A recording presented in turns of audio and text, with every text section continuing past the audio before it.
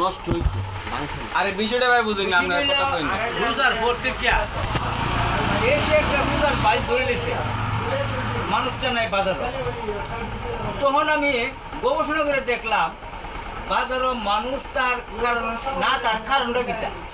তখন আমার মাথাতে একটা আইলো, আরে সেন্টু তো বড় বড় মাছ বেচছে, দেখছি কাঁচা করছে, সুজনে মাছ বেচছে কাঁচা করছে,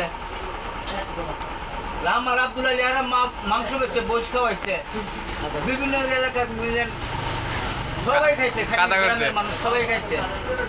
আমার মনে হয় ওই যে খাতা করছে আর হেরা তো এসে বইতে হ্যাঁ সুবিধা দেয়, লাল শার্টের কালারটা দেখে ওই তখন বাজারটা দেখে আমি দমব।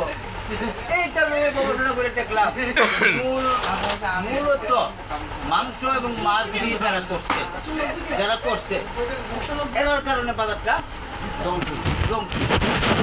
এইটা আমার কথা, আমি এটা বিশ্লেষণ করে দেখলাম আর কি।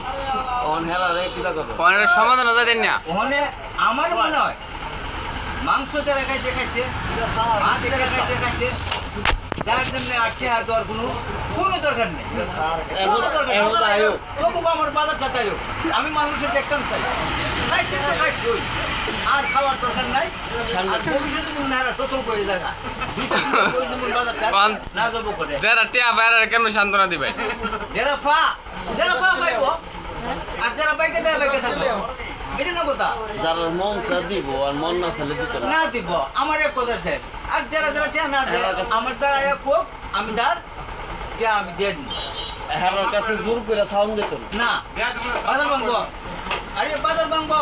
হেরার মনে চাইলে দিব 10 বছর পরে দেখ। হ্যাঁ এই তো আমরা আলোচনা করতেছি।